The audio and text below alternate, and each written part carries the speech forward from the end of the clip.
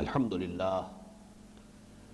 للہ وکفا والصلاة والسلام علی عباده الذین اصطفى خصوصاً علی افضلہم وخاتم النبیین محمد الامین وعلی آلہ وصحبہ اجمعین اما بعد فاعوذ باللہ من الشیطان الرجیم بسم اللہ الرحمن الرحیم ومن يرغب عن ملة إبراهيم إلا من سفه نفسه وَلَقَدِ اصْطَفَيْنَاهُ فِي الدُّنْيَا وَإِنَّهُ فِي الْآخِرَةِ لَمِنَ الصَّالِحِينَ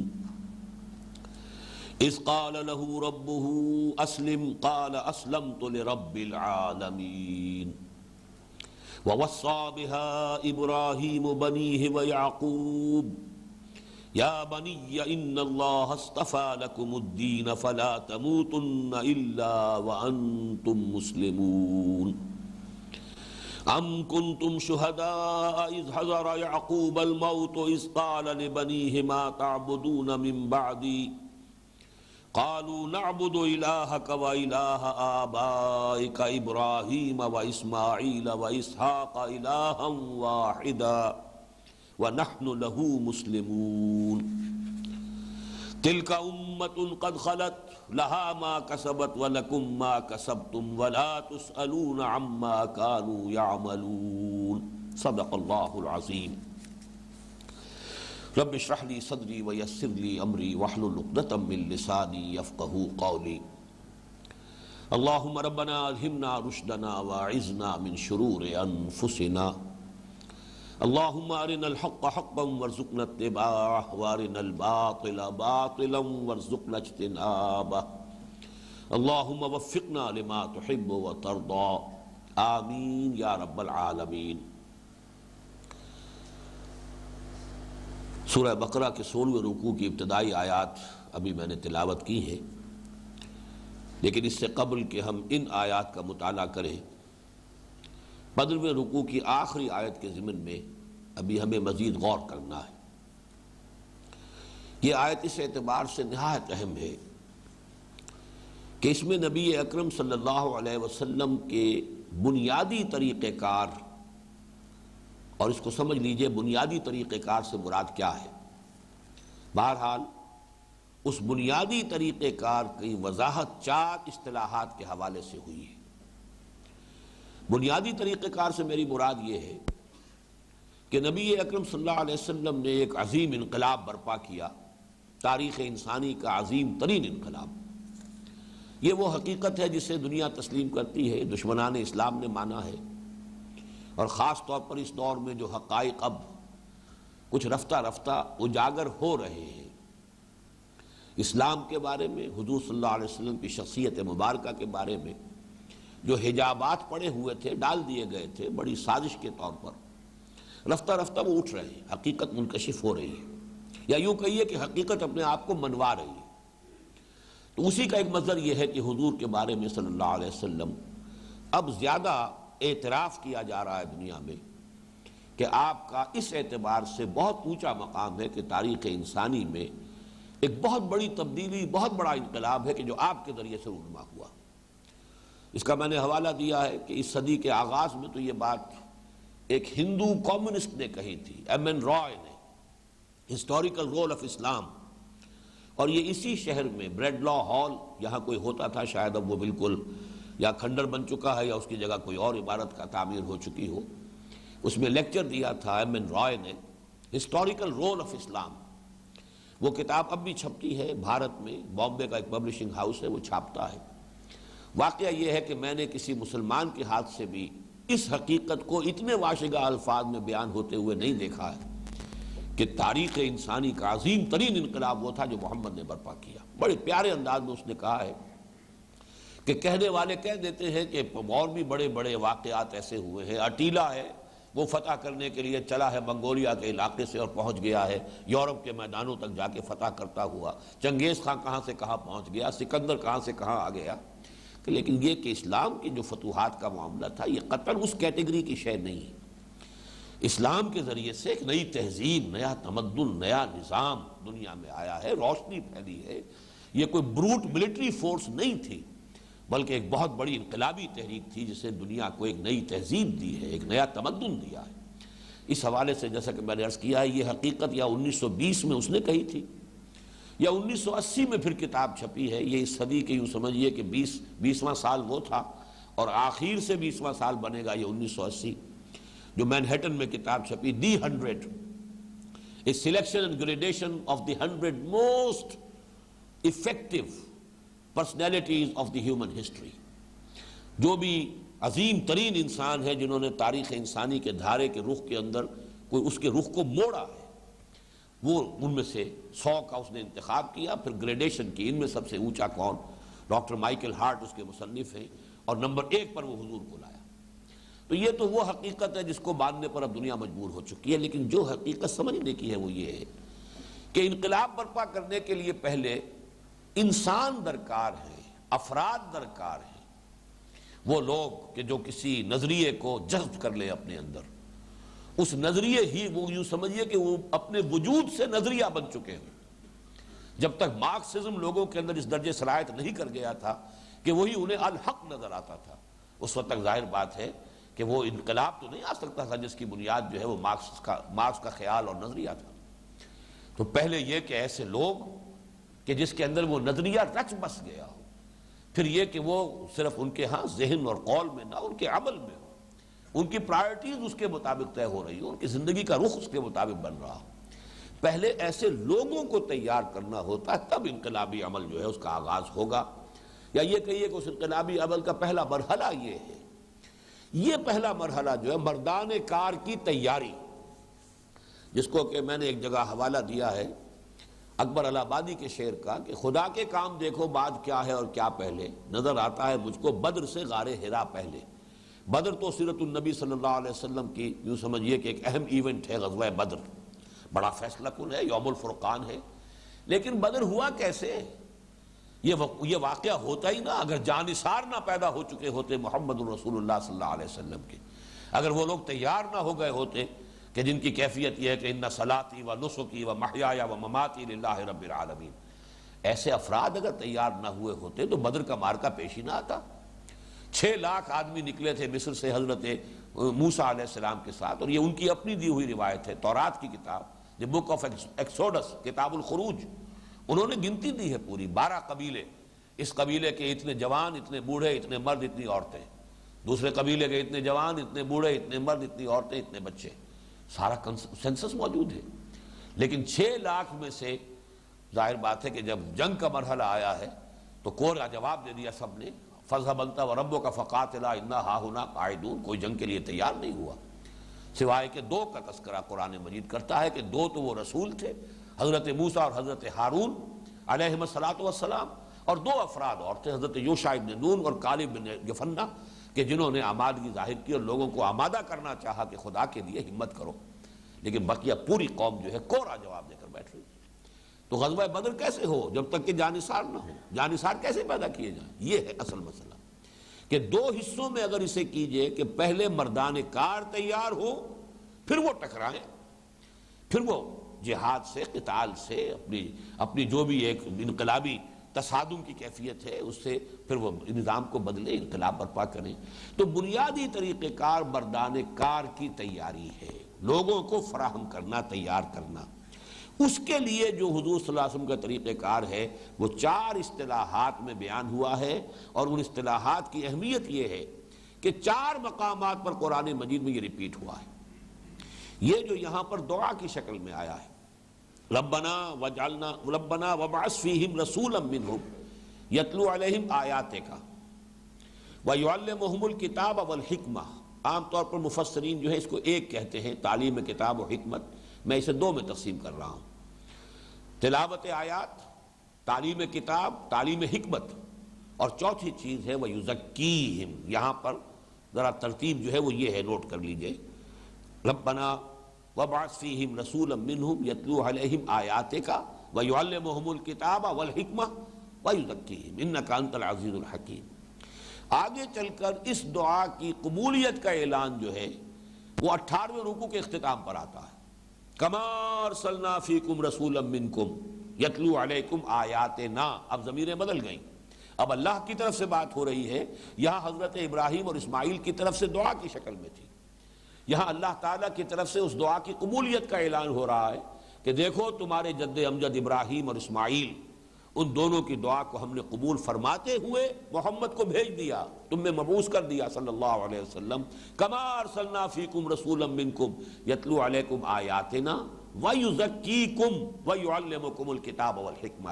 ترتیب ذرا بدل گئی، یہاں یزکیکم جو ہے پہلے لے آیا گیا، جبکہ حضرت ابراہیم اور حضرت اسماعیل کے دعا میں ویزکیہم آخر میں تھا، ابتدا میں یتلو علیہم آیات، اللہ کی آیات پڑھ کر سنانا، یہ دونوں جگہ وہی ہے۔ اس میں جو بات میں نے عرض کی ہے، اگرچہ بہرحال اس کا مجھے اور تو کہیں سراغ نہیں ملا ہے، اور زیادہ لوگوں نے اس پر توجہ بھی صرف نہیں کی ہے کہ یہ ترتیب اگر بدلی ہے تو اس کی کوئی حکمت ہے یا اس پر بھی ہمیں کوئی غور کرنا چاہیے یا نہیں۔ تو میرے نزدیک جو ترتیب حضرت ابراہیم اور حضرت اسماعیل کی دعا میں ہے غلط تو وہ بھی نہیں کہی جا سکتی۔ دو جلیل القدر پیغمبر ہیں، فرض کیجئے حضرت اسماعیل علیہ السلام اس وقت تک جب کہ تعمیر کعبہ کا یہ کام کر رہے تھے، فرض کیجئے اس وقت تک نبوت اور رسالت سے سرفراز نہ بھی ہوئے ہوں، تب بھی ان کی نیکی اور ان کی جو بھی طبیعت کے اندر جو ان کی جو صالحیت ہے وہ تو اس سے نمایاں ہے کہ اپنی گردن ڈال دی تھی کہ ابا جان یہ اللہ تعالیٰ کا حکم پورا کیجئے، میں حاضر ہوں۔ اور حضرت ابراہیم تو 100 برس کی عمر کے پہنچے ہوئے ہیں، اللہ کے رسول ہیں، تو ان کی دعا میں غلطی نہیں ہو سکتی۔ اگر ہم یہ کہیں کہ یہ ترتیب غلط ہے تو یہ تو توہین ہو جائے گی اور ان کی عصمت پر حملہ ہو جائے گا۔ لیکن ہم یہ کہہ سکتے ہیں کہ کوئی امپروومنٹ ہے، ضرور ہے، جستجو کے خوب سے ہے خوب تر کہاں، شاید وہ بھی صحیح ہے، لیکن صحیح تر وہ ہے کہ جو اللہ تعالیٰ کے کلام میں وارد ہوئی ترتیب، کما ارسلنا فیکم رسولا منکم یتلو علیکم آیاتنا ویزکیکم ویعلمکم الکتاب والحکمہ۔ اور اس کا پھر ثبوت مزید یہ ہے کہ 2 مرتبہ پھر یہ قرآن مجید میں مضمون آیا۔ میں اس حوالہ اس لیے دے رہا ہوں تاکہ بات واضح رہے کہ ایک تو یہ کہ چاروں اصطلاحات قرآن مجید میں 4 دفعہ آ رہی، اور ایک یہ کہ یہ ترتیب جو ہے جو بدلی ہے، جو سورہ بقرہ کے 18ویں رکوع میں آئے گی، بعد میں بھی 2 مرتبہ وہی ترتیب آئی ہے۔ اگر کہیں اللہ تعالیٰ نے کسی اور مقام پر یہ ترتیب اختیار فرما لی ہوتی کہ جو حضرت ابراہیم اور حضرت اسماعیل کے دعا میں ہے علیہ الصلاۃ والسلام، تو پھر ہم کہتے کوئی فرق نہیں، یوں کہہ لیا جائے یوں کہہ لیا جائے کوئی فرق نہیں۔ لیکن چونکہ قرآن مجید میں اللہ تعالیٰ کی طرف سے جب یہ بات آ رہی ہے تو تینوں مرتبہ ترتیب ایک ہی ہے، اور وہ یہی ہے جیسے کہ سورہ آل عمران میں بھی آیا، لَقَدْ مَنَّ اللَّهُ عَلَى الْمُؤْمِنِينَ إِذْ بَعَثَ فِيهِمْ رَسُولًا مِّنْ أَنفُسِهِمْ یتلو علیہم آیاتہ ویزکیہم ویعلمہم الکتاب والحکمہ۔ اور پھر یہ مضمون آیا ہے سورہ جمعہ میں، هو الذی بعث فی الامیین رسولا منہم یتلو علیہم آیاتہ ویزکیہم ویعلمہم الکتاب والحکمہ۔ تو 3 مرتبہ قرآن مجید میں اللہ تعالیٰ کی طرف سے یہ بات آئی، اور ترتیب وہ ہے تلاوت آیات، پھر تزکیہ، پھر تعلیم کتاب، پھر تعلیم حکمت۔ اور میں یہ سمجھتا ہوں کہ اس کے بارے میں یہ انداز تعبیر ہم اختیار کر سکتے ہیں، اس میں کوئی حرج نہیں ہے کہ اس میں یقیناً امپروومنٹ ہے، غلط وہ بھی نہیں۔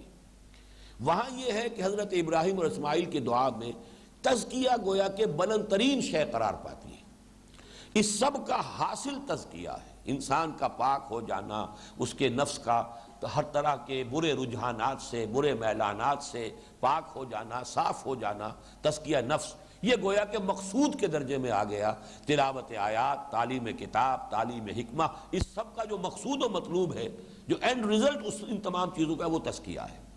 اس ترتیب میں ذرا فرق یہ واقع ہوا ہے، اور یہ میرے نزدیک اس اعتبار سے بہت اہم ہے اس فرق کو نوٹ کرنا، تعلیم سے پہلے تزکیہ لایا گیا، اور اس میں توجہ اس بات کی طرف ہو گئی کہ ساری تعلیم بیکار رہتی ہے اگر رجحانات جو ہیں اندر، میلانات جو نفس کے ہیں، اگر ان کی تصحیح نہیں ہوئی۔ علم را بر تن زنی مارے بود، علم را بر دل زنی یارے بود۔ وہی علم کہ اگر آپ کی نیت صحیح ہے، صحیح نیت سے علم حاصل کر رہے ہیں، وہ علم آپ کے لیے بہت بڑی نعمت، بڑی قابل قدر شے ہو جائے گی۔ لیکن نیت اندر سے ہے دولت کمانے کی، پیسہ بنانے کی، دنیا میں حیثیت اور وجاہت اور اقتدار حاصل کرنے کی، تو یہی علم جو ہے مارے بود، یہ سانپ بن کر ڈسے گا، یہ بجائے جیسا کہ میں نے پچھلی نشست میں واضح کیا تھا، یہ نعمت نہیں ہوگا، زحمت بن جائے گا۔ جیسے کہ صحت ہو، دولت ہو، اولاد ہو، اگر ہدایت نہیں ہے تو وہ پھر وہ در حقیقت نعمت کے حکم میں نہیں، وہ زحمت کے حکم میں ہے۔ اسی طریقے سے یہ تمام چیزیں، علم اور یہ معرفت بھی فرض کیجئے کہ اگر صرف یہ کہ دماغ ہی کے اندر آئی ہے، دل میں اتری نہیں ہے، تو در حقیقت یہ تمام چیزیں جو ہے انسان کے لیے وہ دنیا پرستی کا ذریعہ، حصول دولت، حصول مال، حصول حیثیت و وجاہت، اس کے ذرائع بن کر رہ جاتی ہیں۔ علماء سو کے بارے میں جو کچھ کہا گیا ہے، علماء حقانی اور ہیں، علماء سو اور ہیں۔ اس اعتبار سے تزکیہ مقدم کیا گیا تینوں جگہوں پر جہاں پر اللہ تعالیٰ کی طرف سے بات آئی۔ ان چیزوں میں جو منطقی ربط ہے، میں نے بہت ہی اجمال کے ساتھ تو بات عرض کر دی تھی پچھلے نشست میں، اور میں نے ذرا اس پر تفصیل سے بحث کی ہے۔ میرا ایک چھوٹا سا کتابچہ ہے، نبی اکرم صلی اللہ علیہ وسلم کا مقصد بعثت اور انقلاب نبوی کا اساسی منہاج۔ اس میں 3 مضامین ہیں، جن میں سے پہلے 2 تو اس آیت سے گفتگو کرتے ہیں، هو الذی ارسل رسولہ بالہدی ودین الحق لیظہرہ علی الدین کلہ۔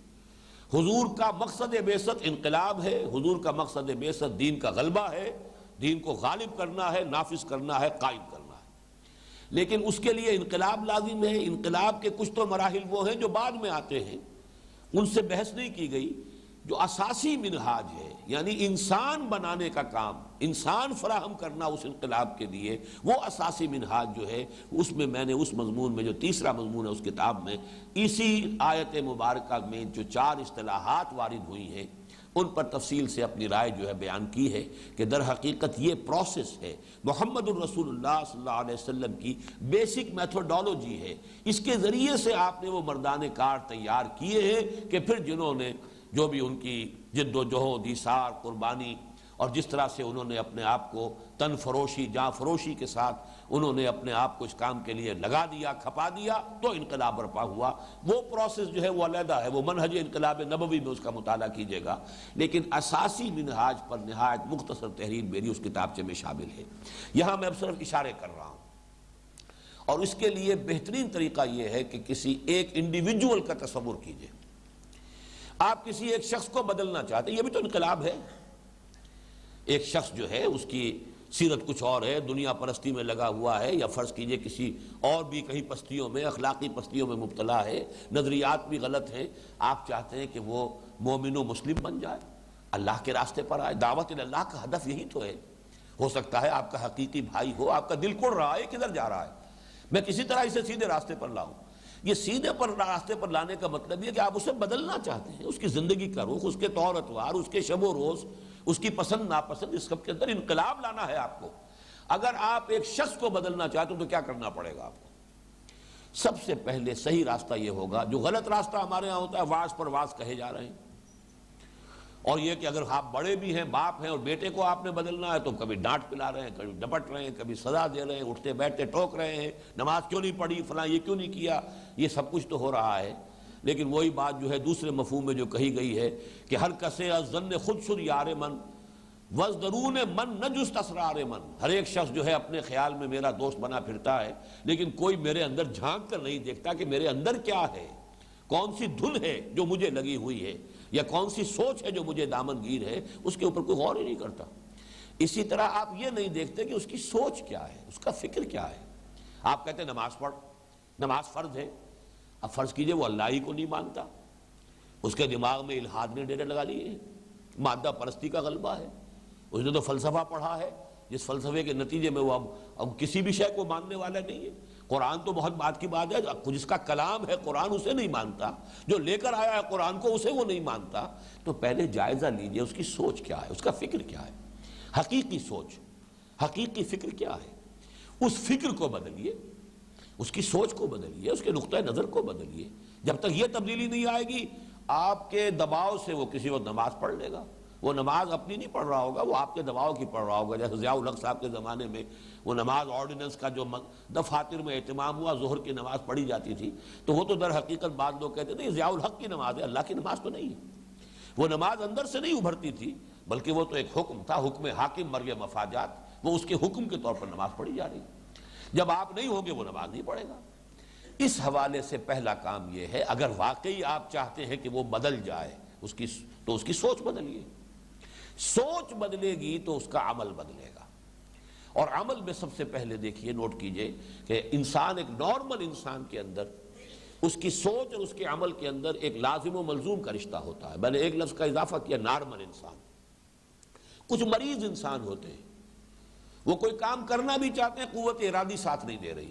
چاہتے ہیں، فی الواقع بلیو کرتے ہیں، جانتا ہوں ثواب طاعت و زہد پر طبیعت ادھر نہیں آتی، جانتا ہوں، مانتا ہوں سب کچھ، اللہ کو بھی مانتا ہوں، آخرت کو بھی مانتا ہوں، لیکن پھر بھی طبیعت ادھر نہیں آ رہی. یا یہ کہ ارادہ کرتا ہوں سگریٹ چھوڑنے کا، نہ معلوم کتنی مرتبہ فیصلہ کیا، نہیں چھوڑ سکتا. وہ پھر جو ہے پھر کر دوبارہ شروع ہو جاتی ہے.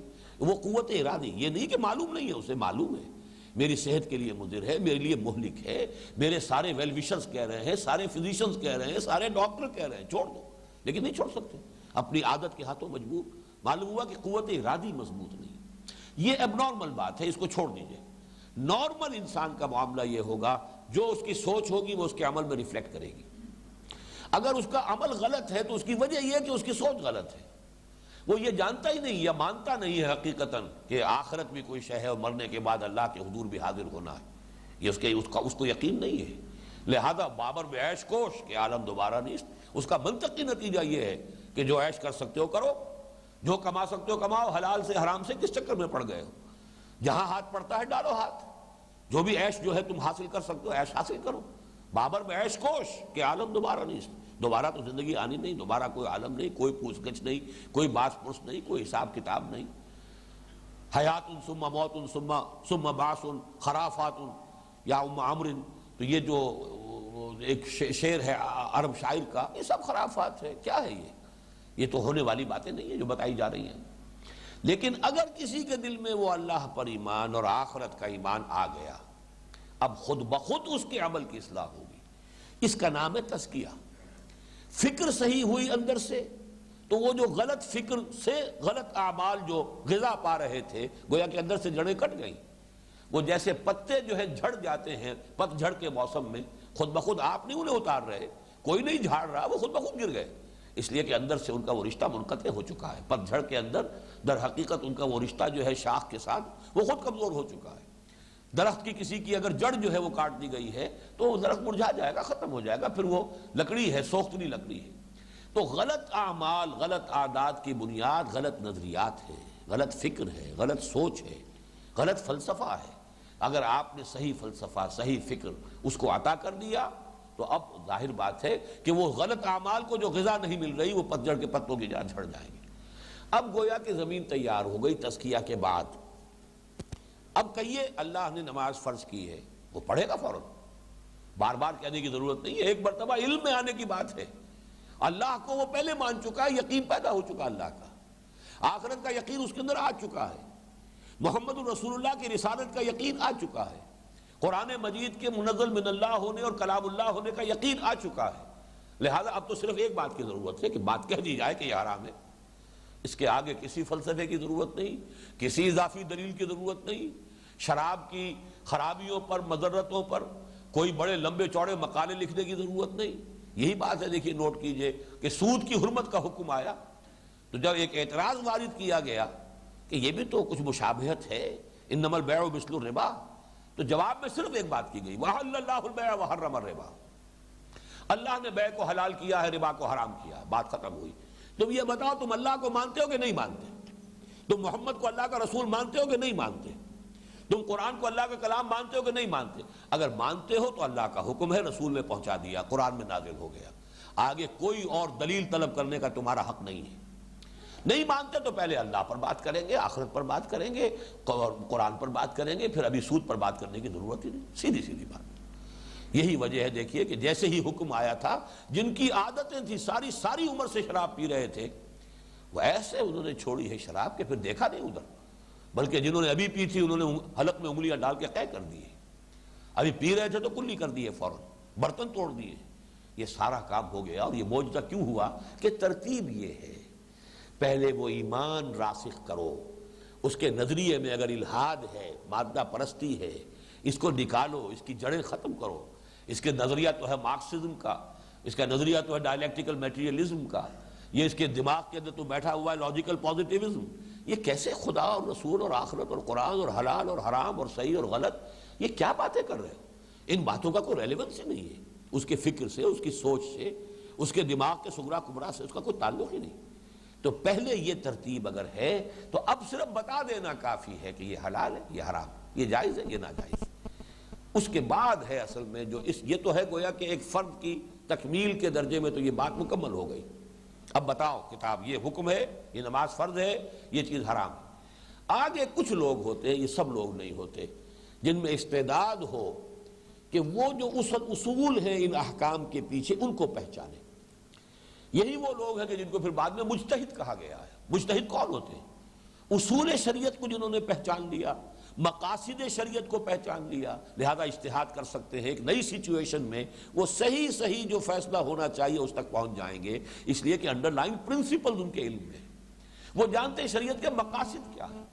اگر کوئی شخص نہیں جانتا ہے یہ تو ٹھیک ہے، وہ حکم پر تو عمل کرے گا، اس درجے میں تو اس کا اجر و ثواب اس کا اللہ کے یہاں محفوظ ہے، لیکن یہ کہ اس کے اندر وہ باطنی بصیرت پیدا نہیں ہوگی کہ پھر وہ کسی اور نئے حکم کو بھی خود تلاش کر سکے۔ لیکن اگر یہ انسائٹ پیدا ہو چکی ہے، جس کے لیے میں نے پچھلے نشست میں آپ کو بتایا تھا کہ شیخ الہند نے لفظ استعمال کیا، تہ کی باتیں، وہ ہر شے کی بنیاد میں کوئی چیز کار فرما ہوتی ہے، کوئی اس کے مقاصد ہے، کوئی اس کی حکمت ہے۔ اگر یہ پہچان لیں تو پھر وہ انٹرنل الائنمنٹ اتنی ہو جاتی ہے، انلائٹنمنٹ، اتنی بصیرت باطنی حاصل ہو جاتی ہے کہ پھر انسان خود اپنا راستہ دیکھتا ہے اور اجتہاد کرتے ہوئے آگے چلتا ہے۔ اور یہ نوٹ کر لیجئے، اس امت کے لیے یہ انتہائی اہم شے تھی، اس لیے کہ نبوت ختم ہو گئی، اللہ تعالیٰ نے ہدایت جو قرآن کے اندر دے دی ہے، اب وہی کے راستے سے تو کوئی مزید ہدایت آنے والی نہیں۔ کوئی نیا مسئلہ اس میں شریعت کا حکم کیا ہے، وہی کی کھڑکی نہیں کھلے گی بتانے کے لیے کہ اس نئے مسئلے میں حکم یہ ہے۔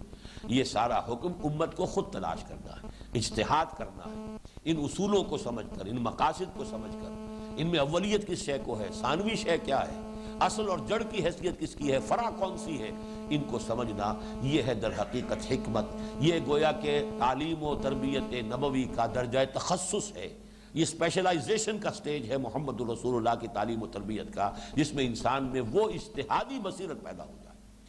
یہ پروسیس ہے افراد کو بدلنے کی۔ اب یہ کہ اسی کو ذرا پھیلا لیجئے، ہیومن سوسائٹی، انسانی معاشرہ، یہ بھی در حقیقت ایک فرد کی طرح بیہیو کرتی ہے، اس لیے کہ اس میں بھی ایک برین ٹرسٹ ہوتا ہے، اس معاشرے کا برین ٹرسٹ۔ آج کل تو لفظ بڑے بڑے استعمال ہوتے ہیں، تھنک ٹینک بنتے ہیں، لیکن یہ کہ اس سے ذرا علیحدہ کر کے برین ٹرسٹ ہر سوسائٹی کا ایک برین ٹرسٹ ہے، ایک انٹلیکچوئل ایلیٹس کا، انٹیلیجنسیا کا ایک طبقہ ہے، سوچنے کا کام وہ کرتا ہے، عام لوگ نہیں کرتے۔ عام لوگوں کی حیثیت جو ہے وہ جیسے ہمارے جسم میں ہاتھ پاؤں ہیں، حرکت کرنا، بھاگنا، دوڑنا، پکڑنا، کسی شے سے کام کرنا، یہ باقی تمام ہاتھ پاؤں سے ہوں گے، لیکن فیصلہ یہ یہاں ہوتا ہے، کدھر جانا ہے اس کا فیصلہ دماغ سے ہوگا۔ البتہ جب فیصلہ ہو جائے جانا ہے، اب یہ قدم آپ کو لے کر چلیں گے۔ اسی طریقے سے کس شے کو پکڑنا ہے، کس شے کو ہاتھ نہیں لگانا، یہ سانپ ہے اس کو مت چھونا، یہ در حقیقت آنکھوں کے ذریعے سے جو بھی آپ کو اطلاعات پہنچی ہے، جو بھی سگنلز ریلے کیے گئے ہیں برین کو، گرے میٹر کو، وہاں سے پھر آپ کو حکم ملے گا آپ کے ہاتھ کو ہاتھ مت آگے بڑھانا، یہیں رکا رہ جائے، اس لیے کہ یہ سانپ ہے، لکڑی نہیں ہے، تم تو لکڑیاں چن رہے ہو، یہ سانپ ہے۔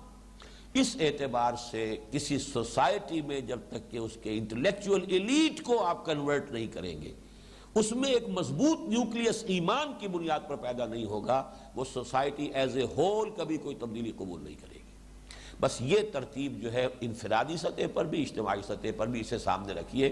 یتلو علیہم آیات کا یا آیات ہی، تلاوت کرتا ہے ان پر اللہ کی آیات، اور جیسا کہ میں نے عرض کیا، آخر آیات بھی قرآن کی ہیں، کتاب کا لفظ بھی قرآن کے لیے ہے، حکمت کے بارے میں قرآن خود کہتا ہے ذالک مما اوحی الیک ربک من الحکمہ، وہ بھی قرآن میں ہے۔ صرف ایک لفظ تزکیہ ایسا ہے کہ جس کا بظاہر جو ہے کوئی تعلق قرآن کے ساتھ نہیں جڑتا، معلوم ہوتا ہے کوئی علیحدہ شے ہے، حالانکہ حقیقت میں وہ بھی قرآن کا جز ہے۔ یا ایھا الناس قد جاءتکم موعظۃ من ربکم وشفاء لما فی الصدور۔ تزکیے کے لیے دو ہی چیزیں درکار ہیں، نمبر ایک موعظہ، نصیحت، جس سے کہ دل نرم ہو جائے۔ موعظہ کہتے ہیں اس کلام کو جس سے دل پر رقت طاری ہو جائے۔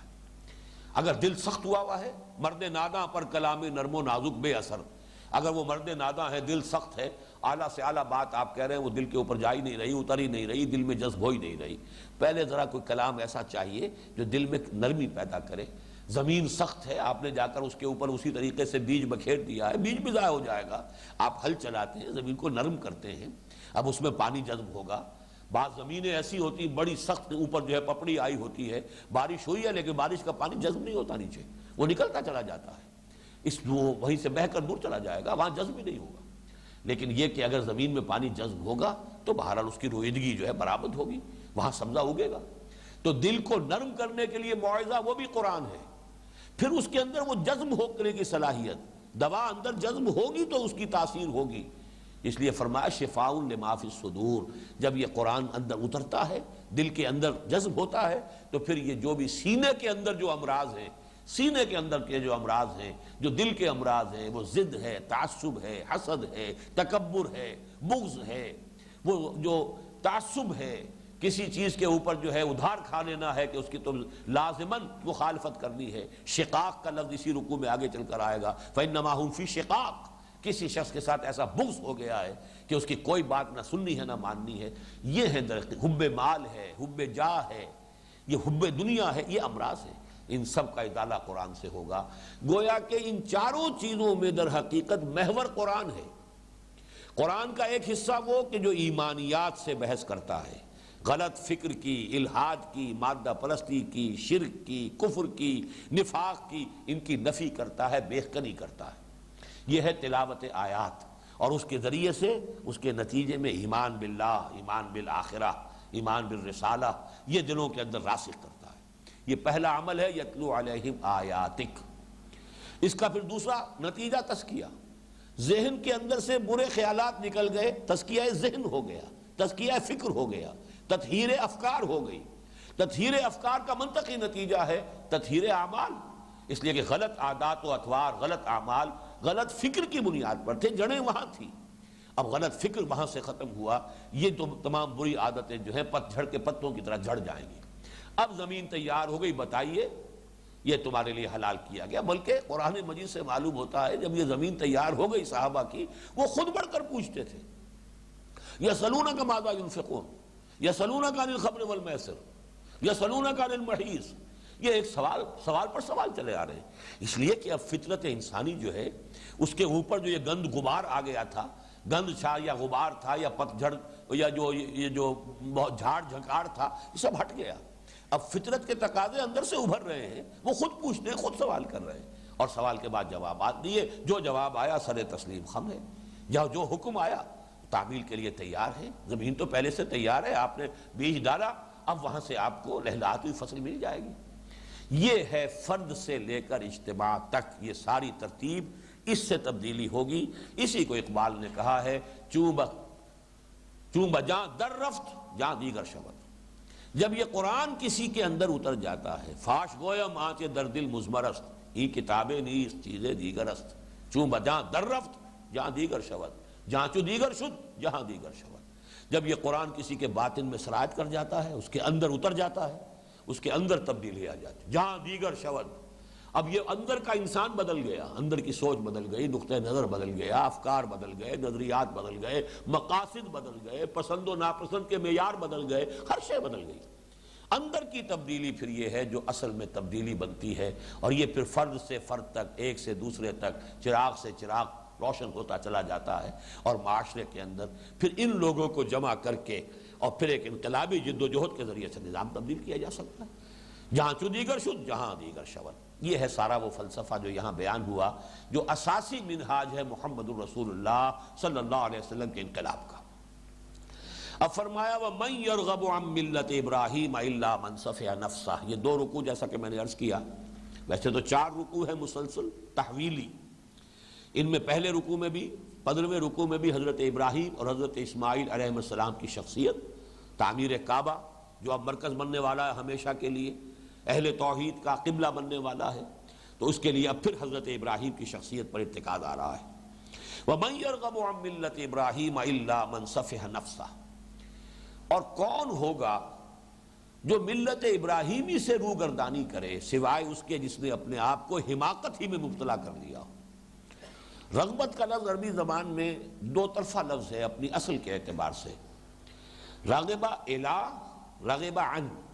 الہ ہو تو کسی شے کی طرف رغبت ہونا ہے، اس کی طرف مائل ہونا، رغبت ہونا، اس کو پسند کرنا، اور رغبہ عن کسی شے سے متنفر ہو جانا، کسی شے سے اعراض کرنا، کسی شے سے فرار اور گریز کا راستہ اختیار کرنا.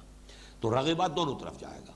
اسی طریقے سے مالا الا مالا عن، مال سے میلان، میلان کسی شے کی طرف اور میلان کسی شے سے کے برعکس، یعنی اس سے ہٹنا، اس سے بعد، اس سے دوری پیدا ہو جانا. تو یہ الفاظ دو طرفہ ہیں. صرف صلہ جو ہے اس کے ساتھ اگر الہ ہوگا تو اس شے کی جانب رغبت ہے، اور اگر عن ہوگا تو اس کی طرف سے نفرت کی شکل ہے.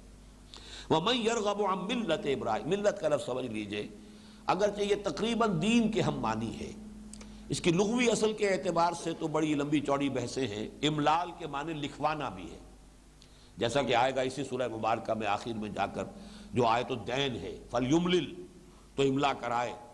تو املال لکھوانا بھی ہے. تو اس سے یہ کہ جو شے لکھی ہوئی ہے، طے شدہ ہے، معین ہے، یہ گویا کہ جو سنت ثابتہ ہے اللہ کی، وہ گویا کہ ملت.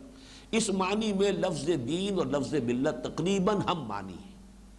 البتہ استعمال جو ہے، یوسیج، وہ دین جو ہے وہ اللہ کی طرف بھی اس کی نسبت ہوگی اور بندوں کی طرف بھی ہو جاتی ہے. میرا دین، لکم دینکم ولی دین، تمہارے لیے تمہارا دین، میرے لیے میرا دین.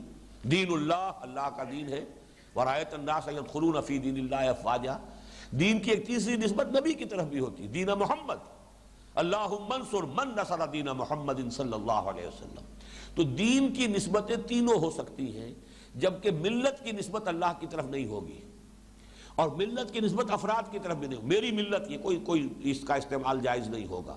البتہ جمع کسی قوم، کسی امت کے ملت جو ہے اس کی طرف نسبت ہو جائے گی، یا پھر ملت کا لفظ آتا ہے اس نبی اور رسول کے لیے کہ جو در حقیقت اس کے لیے جڑ اور بنیاد کی حیثیت رکھتا ہے. ملت ابراہیم، ملت محمد صلی اللہ علیہ وسلم. لیکن اللہ، ملت اللہ کا لفظ جو ہے وہ استعمال نہیں ہوگا، جبکہ دین اللہ، دین و محمد، دینی، دینکم، دینہو، دینی، یہ تمام الفاظ دین جو ہے اس کی ساری نسبتیں ممکن ہیں، جبکہ ملت کے لیے یہ خاص معاملہ ہے. اللہ کے لیے لفظ ملت نہیں آتا. وَمَنْ يَرْغَبُ عَنْ مِلَّةِ إِبْرَاهِيمَ إِلَّا مَنْ سَفِهَ نَفْسَهُ. کون ہوگا کہ جو اعراض، انکار یا تنفر یا فرار کا راستہ اختیار کرے ابراہیم کے طریقے سے، سوائے اس کے سفیہ، بے وقوف کو کہتے ہیں، احمق کو، سفیہ نفسہ، جس نے اپنے آپ کو خود حماقت میں مبتلا کر لیا. وَلَقَدْ اصْطَفَيْنَاهُ فِي الدُّنْيَا، اور ہم نے تو اسے پسند فرما لیا تھا دنیا میں بھی، حضرت ابراہیم علیہ السلام. اور استفاء کا لفظ تمام رسولوں کے لیے آتا ہے. ان اللہ اصطفى آدم ونوحا وآل ابراہیم وآل عمران علی العالمین، یہ سورہ آل عمران میں آئے گی آیت. اور ہمارے منتخب نصاب میں سورہ حج کا آخری رکوع، اللہ یصطفی من الملائکۃ رسلا ومن الناس. تو اسی طرح حضرت ابراہیم بھی اللہ تعالیٰ کے رسول ہیں، برگزیدہ ہیں، پسندیدہ ہیں. وَلَقَدْ اصْطَفَيْنَاهُ فِي الدُّنْيَا وَإِنَّهُ فِي الْآخِرَةِ لَمِنَ الصَّالِحِينَ. اور آخرت میں بھی یقیناً وہ صالحین کے زمرے میں ہے. صالحین جو ہے اصل میں تمام پوری جماعت کے لیے آ جاتا ہے، چاہے وہ صدیقین ہوں، انبیاء ہوں، شہداء ہوں، پھر صالحین. وہ آیت مبارکہ جو ہے سورہ نساء کی، فَأُولَٰئِكَ مَعَ الَّذِينَ أَنْعَمَ اللَّهُ عَلَيْهِم مِّنَ النَّبِيِّينَ وَالصِّدِّيقِينَ وَالشُّهَدَاءِ وَالصَّالِحِينَ. تو وہاں صالحین ایک کیٹیگری بھی ہے، سٹارٹنگ پوائنٹ بھی ہے. سب سے نیچے بیس لائن صالحین، اس سے اوپر شہداء کا رتبہ ہے، اس سے اوپر صدیقین کا مقام ہے، اور اس سے اوپر سب سے بلند انبیاء کرام کا مقام ہے. لیکن ان سب کو بھی چونکہ بیس لائن صدیقی جو صالحیت ہے، تو گویا کہ سب کے سب صالحین میں اس لفظ کے اندر سب مشترک ہوں گے، سب شامل ہوں گے. اذ قال له ربه اسلم قال اسلمت لرب العالمین. یہاں پر یا تو جب جو آیا ہے، یاد کرو جب، لیکن یہاں جب کے آگے یا تو جب کہیے یا جب کبھی یہ اضافہ کریں گے تب اس کا مفہوم ادا ہوگا. اذ قال له ربه اسلم، جب بھی کہا اس سے اس کے رب نے فرما برداری اختیار کرو، اب یہ نیا حکم آیا ہے، تابعداری اختیار کرو. قال اسلمت لرب العالمین، فوری اس کا جواب، اس کا طرز عمل، یا اس کے جو یوں سمجھیے تصویر حال، ان کا طرز عمل یہ رہا کہ میں اپنا سر جھکاتا ہوں، اسلمت لرب العالمین، سر تسلیم خم کر رہا ہوں اس ہستی کے سامنے جو تمام جہانوں کی مالک اور پالنہار اور پروردگار ہے. جب ایسا ہوا، یہاں پھر نوٹ کر لیجئے اسلام کا وہ مفہوم جو میں نے پچھلی نشست میں بھی عرض کیا تھا کہ اسلام اگر آپ ویسے لائیں گے تو بیس لائن ہے، اس سے اوپر ایک رتبہ ایمان، اس سے اوپر احسان.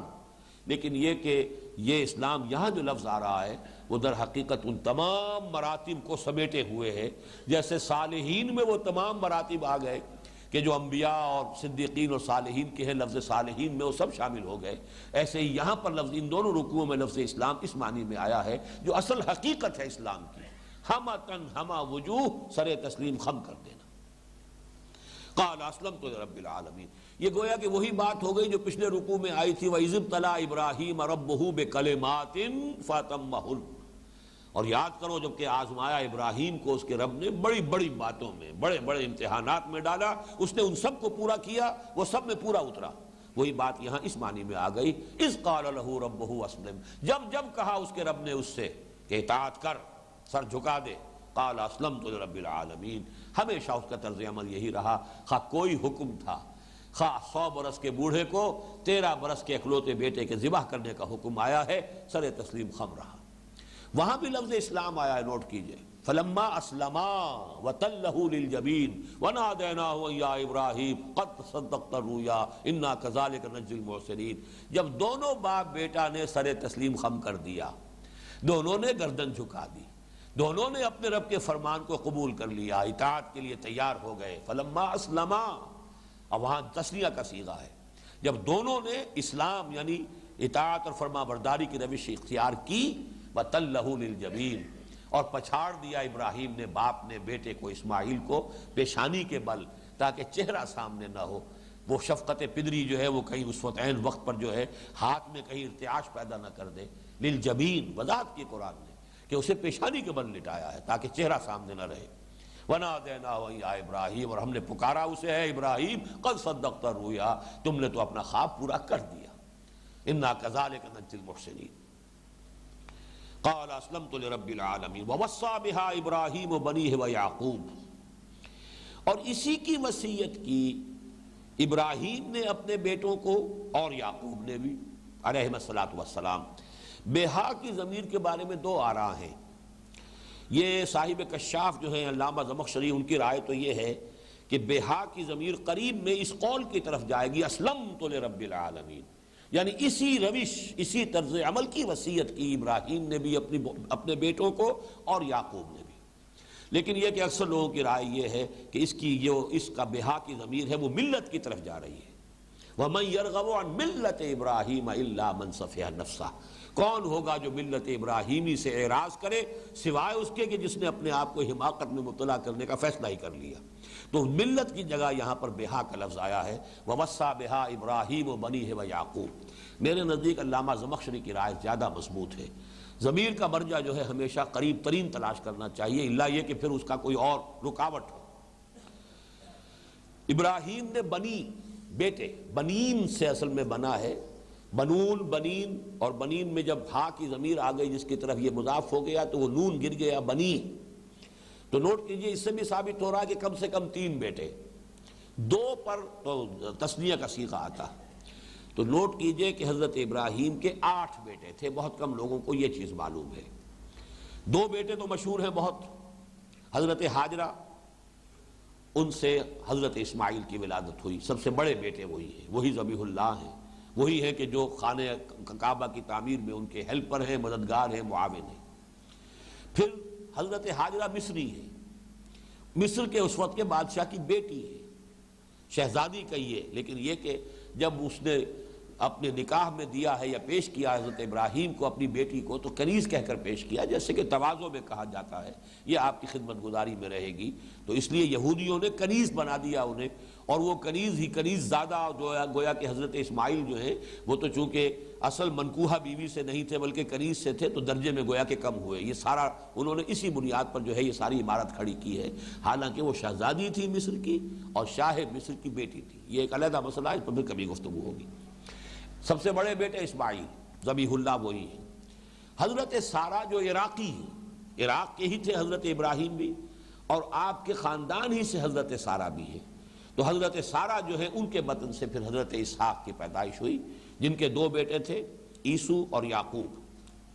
پھر تیسری بیوی حضرت ابراہیم علیہ السلام کی قطورہ، بنی قطورہ، یہ 5 بیٹے ہیں کہ جو حضرت ابراہیم کے تیسری بیوی سے ہیں، ان میں سے ایک زیادہ مشہور ہے مدیان یا مدین، اس لیے کہ اس کی نسل تھی جو جا کر آباد ہوئی ہے اس جگہ پر جسے مدین کہا جاتا ہے، علاقہ مدیان یا مدین کا، اور ان کی نسل میں حضرت شعیب کی جو بعثت ہوئی ہے اللہ کے ایک رسول کی حیثیت سے، وہ تیسری شاخ میں ہے۔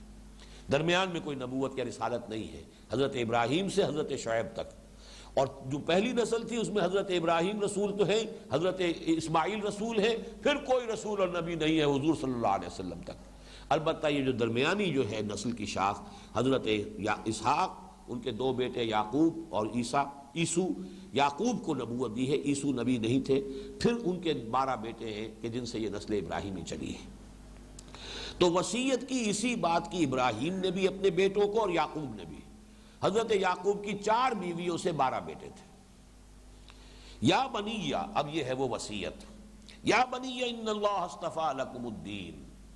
ایک بات اور نوٹ کر لیجئے کہ ویسے تو وصیت کا لفظ عام ہے، کسی بھی وقت نصیحت کی جائے، تاکیداً کی جائے، لیکن عام طور پر یہ انتقال کے وقت کے لیے جو بات کہی جاتی ہے، کسی فوت ہونے والا شخص جو بات کہتا ہے، وصیت کا لفظ جو ہے اسی پر اس کی اطلاق ہوتی ہے۔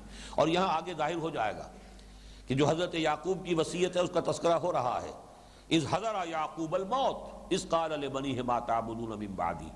تو معلوم یہ ہوتا ہے کہ جیسے کوئی دولت مند آدمی ہے، مالدار ہے، تو وہ اپنی موت کے وقت جو ہے وہ اپنی دولت اور اثاثے اور ایسٹس اور کس سے کیا لینا ہے، کس کو کیا دینا ہے، ظاہر بات ہے یہی اس کی اہم ترین شے ہوتی ہے، تو وہ اپنی اولاد کو اسی کے بارے میں مطلع کرے گا۔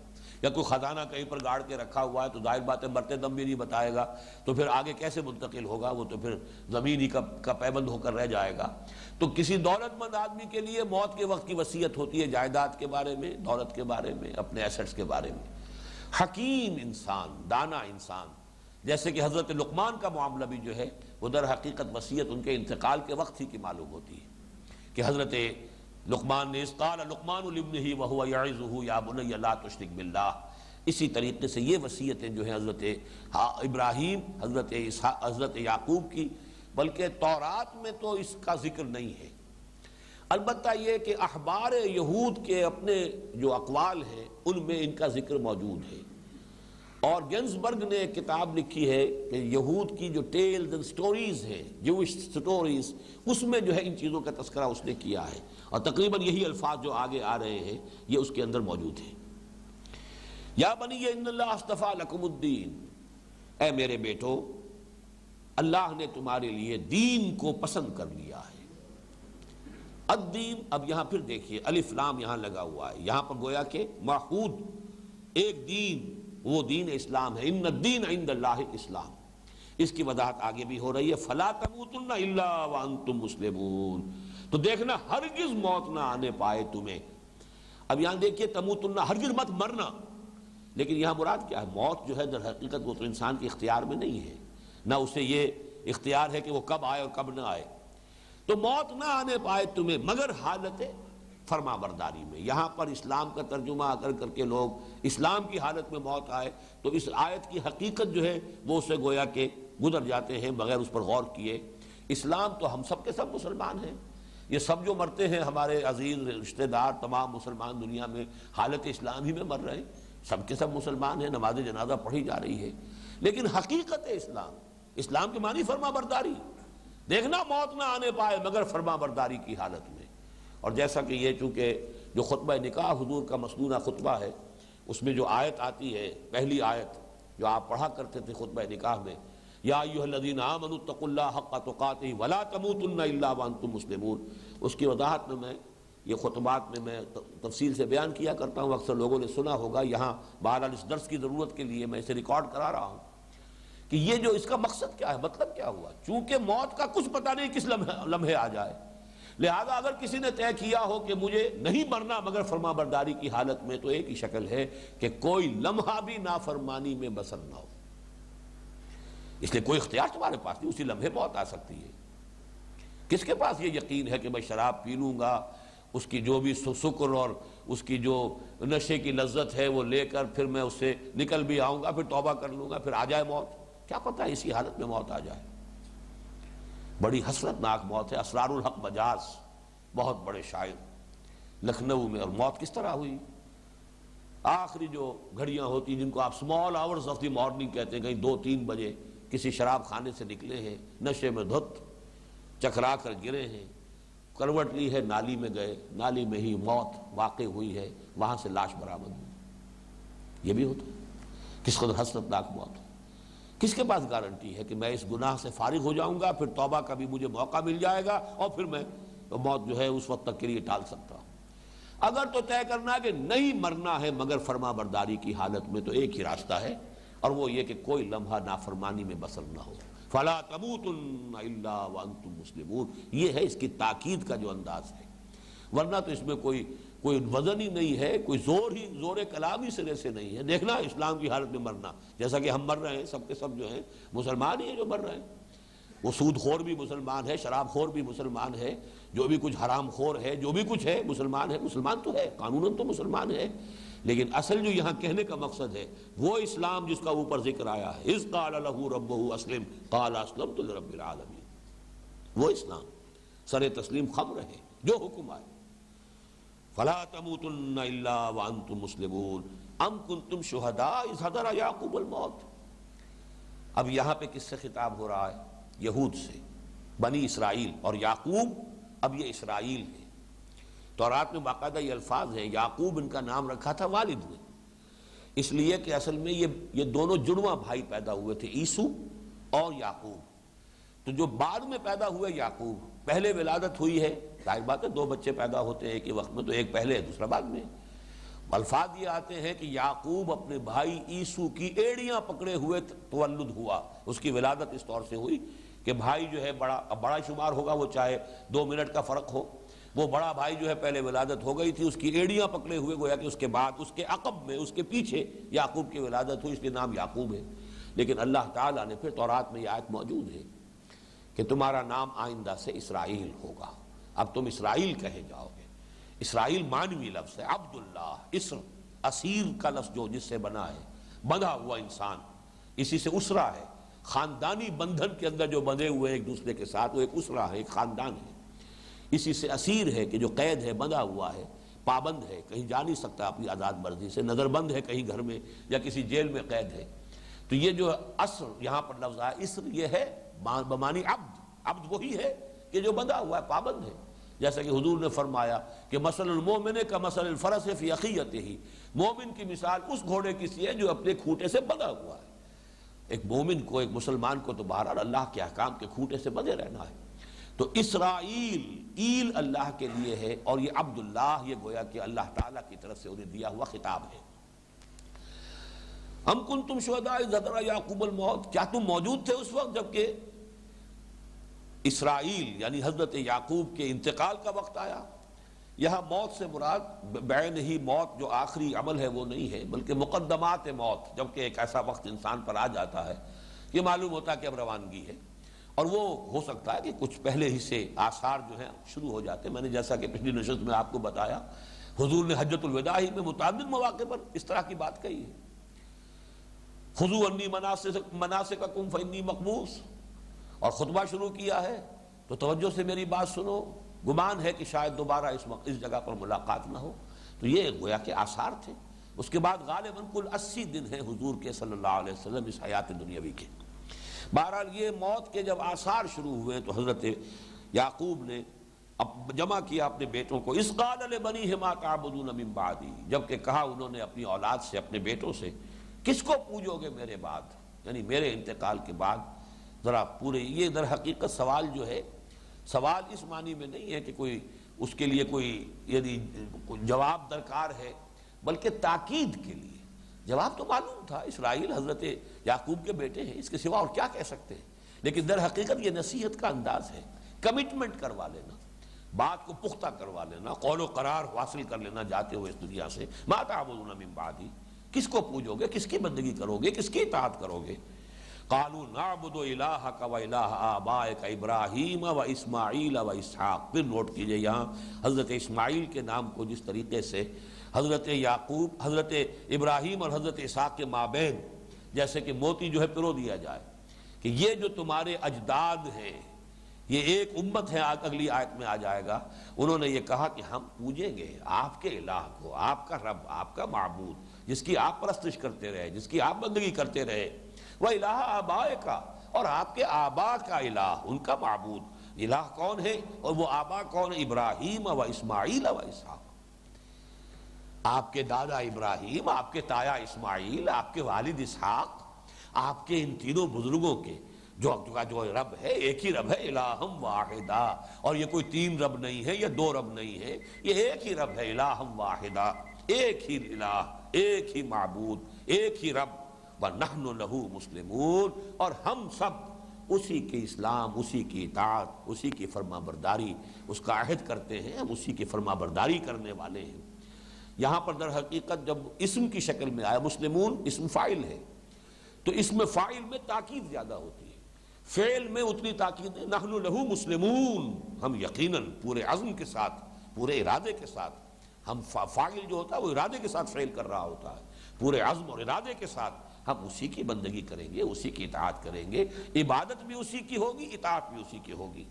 تلک امۃ قد خلت، یہ ایک جماعت ہے جو گزر چکی، یعنی اسماعیل، ابراہیم، اسحاق، یعقوب، یہ ایک جماعت ہے، تم نے دو جماعتیں بنا لیا، تم نے اسماعیل کو درمیان سے خارج کر دیا، تم نے اپنی تاریخ ہی سے اس کو نکال باہر کیا، تم نے اس کے سارے آثار اپنی کتاب میں سے کھرچنے کی کوشش کی، اگرچہ جیسا کہ میں نے عرض کیا تھا چور کے پیر نہیں ہوتے، کہیں نہ کہیں وہ آثار باقی رہ گئے ہیں کہ جن سے اب بھی اگر کوئی واقعتاً متلاشی حق ہے تو وہ حق تک پہنچ جائے گا، لیکن یہ کہ تم نے تو اپنی حد تک کوشش کی ہے کہ اس کے کوئی آثار تورات میں باقی نہ رہے، لیکن اصل میں تو یہ جماعت ایک ہے، الہم واحدہ کو پوجنے والی جماعت۔ تلک امۃ قد خلت، یہ ایک جماعت، ایک گروہ، ایک امت۔ امت کا لفظ بنا ہے اما یا امو سے، اما یا امو قصد کرنا، ارادہ کرنا، اسی لیے راستے کو امام کہا گیا، اس لیے کہ انسان اسی کی پیروی کر رہا ہے، جیسے کہ فالو کر رہا ہے، you are following the path, اسی طریقے سے وہ امام ہے، نماز کا امام ہے کہ جس کی آپ اطاعت کر رہے ہیں، تابعداری کر رہے ہیں، اس کے کوشن پر آپ موو کر رہے ہیں، وہ اللہ اکبر کہتا ہے آپ رکوع میں جاتے ہیں۔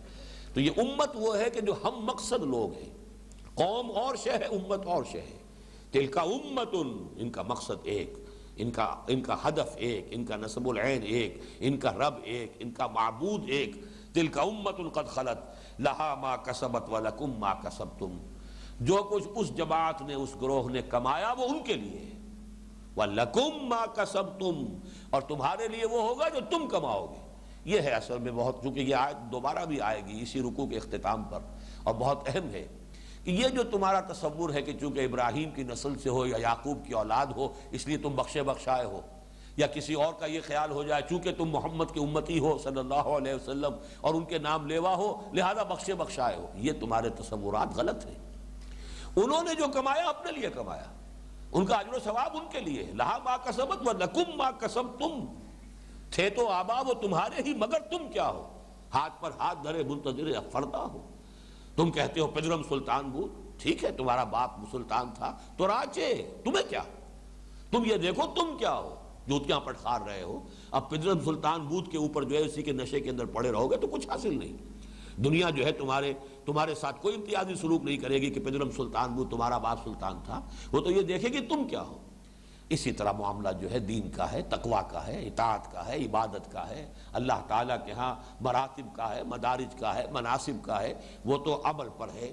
تلک امۃ قد خلت لہا ما کسبت ولکم ما کسبتم ولا تسألون عما كانوا يعملون، اور تم سے یہ نہیں پوچھا جائے گا کہ وہ کیا کرتے تھے، تم سے یہ پوچھا جائے گا کہ تم کیا کر کے لائے۔ یہ بہت اہم بات ہے، قرآن مجید نے جس طرح واضح طور پر اس کو یہ ساری جڑ کاٹ دی ہے کہ یہ تعلقات، یہ نسبتیں، یہ ساری کی ساری دنیا کے اندر ہیں، اور جو اس سے فائدہ اٹھائے ابراہیم کی پیروی کرو، ابراہیم کی نسل میں ہو، ذریت ابراہیم میں سے ہو، پیروی کرو، امت محمد میں ہو صلی اللہ علیہ وسلم، امت محمد کی پیروی کرو، اتباع کرو۔ لیکن یہ کہ آگے تو چل کر اپنا عمل، اپنا ایمان، بلا من کسب سیئۃ واحاطت بہ خطیئتہ فاولئک اصحاب النار هم فیہا خالدون، اور بلا من اسلم وجہہ وہو محسن فلہ اجرہ عند ربہ ولا خوف علیہم ولا هم یحزنون۔ دونوں طرف کا معاملہ بالکل واضح ہے۔ بارک اللہ لی ولکم فی القرآن العظیم ونفعنی وإیاکم بالآیات والذکر الحکیم۔